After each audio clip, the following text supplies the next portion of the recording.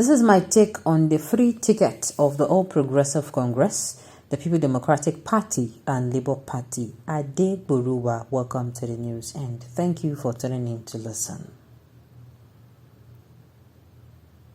This is my take on the free tickets of the All Progressive Congress, the People Democratic Party, and Labour Party. I will share my thoughts on the way forward in the coming days. God bless Nigeria. The grave implications of the All Progressive Congress Muslim ticket. 1. Others do not matter. It shows absence of consideration for unity and plurality.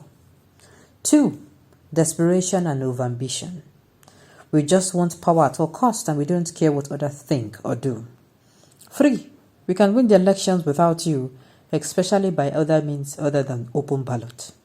4. It is a cruel affirmation of supported superiority complex. That only one region determines electoral victory.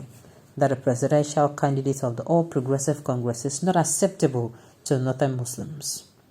5. It is an indication of a hidden agenda.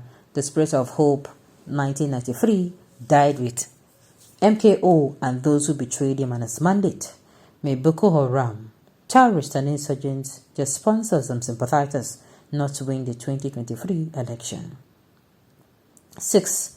That Nigeria is not a secular state with rather being ruled to satisfy certain religious tendencies. 7. That the All Progressive Congress has absolute control of the electoral system and thus victory may not be determined through free, fair and credible elections. 8. That certain political tendencies, interests do not trust others to accommodate them if they entrusted with power, whereas they have been in power and accommodated by others. 9. That the All Progressive Congress presidential candidate has no mind of his own and he will be unable to defend the unity of Nigeria in crucial moments of decision making. 10. That the All Progressive Congress is incompetent to manage a complex nation like Nigeria with diverse interests, different tongues and tribes, and consisting of different faiths. Ebonlu Adegboruwa's son. The ominous dangers of an Atiku presidency. 1. Undue and unbridled desperation for power led to ineffectiveness. This has been the case with Buhari, and so it shall be with Atiku, who has lusted for power beyond human understanding. Oh my goodness. 2.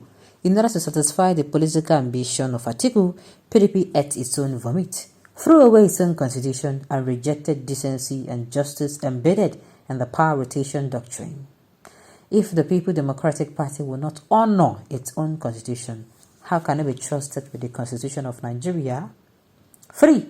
In seeking to succeed Buhari from the same northern region, Atiku and his supporters do not believe in the plurality and unity of Nigeria. 4. In seeking to succeed Buhari, who is a Muslim of the same faith with him, Atiku does not believe in the secularity of Nigeria as stated in our constitution. 5. In rejecting the popular decision of the People Democratic Party committee set up to select his vice presidential candidate, Atiku has shown himself to be an incurable dictator who may be worse than Buhari if trusted with power. 6. An Atiku presidency will translate to 16 years of unbroken presidency of the North, which will lead to more agitations and may snowball into disintegration. 7. An Atiku presidency will translate to 16 years of Muslim presidency, which will facilitate more terrorist attack, lead to marginalization of people of other faith, and likely increase persecution. 8. Having regard to our collective experience under the inglorious Obasanjo Atiku regime, an Atiku presidency will translate into loss of national assets, mortgaging of our commonwealth, and uncontrolled senseless capitalism, leading to poverty of the masses. Atiku cannot be the option for today's Nigeria. Therefore, I urge all people of good conscience to reject the People Democratic Party and its leprous ticket. Ebonlu Adegboruwa's son. The futility of Obi Baba Ahmed ticket. 1.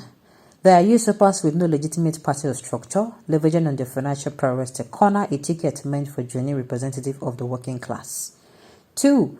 They reveled in parodying dubious statistics, gathering a mob support without ideology or principle, other than raw anger against the status quo, which their idols were part and parcel of. 3. The supposed anger of Biroguese renegades against their fellow capitalists can never result into any benefit for the masses that they have all wickedly trampled upon with glee. 4. What does P2B overall represent in present-day Nigeria other than ethnic and religious sentiment?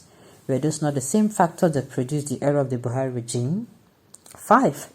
Are we not to rate aspirants in line with their track records? Or what exactly can we find for inspiration in Obi's 8 years adventure in Anambra State?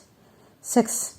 Hajia Harira Jibril was gruesomely murdered in cold blood in Anambra State, yet the people's president neither visited the family nor issued a single statement in condemnation.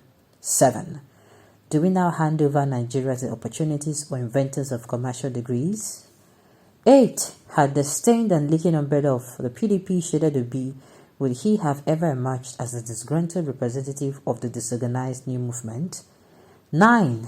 The Nigeria Labour Congress, promoters of Vibindo's Found Labour Party, has become a toothless entity incapable of prosecuting any meaningful struggle since the advent of the all-progressive administration, which had perfected the illegal style of persecuting or compromising all opposition strongholds. 10. The price for crass opportunism is a principled rejection of all its apostles and beneficiaries. 11. I cannot see the benefit for Nigeria in Obi, Baba Ahmed Steve ticket.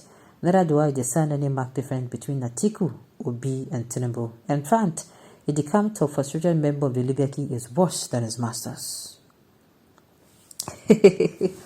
So, Ebon, we have seen your critique of the frontline presidential candidate, but you left us obviously with nothing to choose from. Are you saying we should boycott the 2023 election due to no good candidate to choose from? I was going to ask the same question. He criticized all three that people has been on the lips of people since this pre-election period. Okay. My votes, my families, my community, and all the oppressed Nigerians who cast their vote for Labour Party and P2B, Dr. Yusuf Baba Ahmed, presidential candidate to rescue the failed and comatose Nigeria. Okay, all what is said will be still better. We cannot go for Muslim tickets in the south for this kind of killings everywhere. We cannot equally trust Atiku as a Fulani man not to be emotional to his Fulani people. This is the way an average politician thinks and acts. Ebonluwa is very, very cunning and a crafty hypocrite. He wants to tar both the good and bad with the same brush so that we should be left without any alternative but to be stuck with the same evil that we are against. At the end of the day, people, I want to believe you all know who to vote for. I repeat, you all know who to vote for. Vote wisely. On this note, we have come to the end of the news. We say thank you for tuning in to listen. Until I come your way next time, enjoy the rest.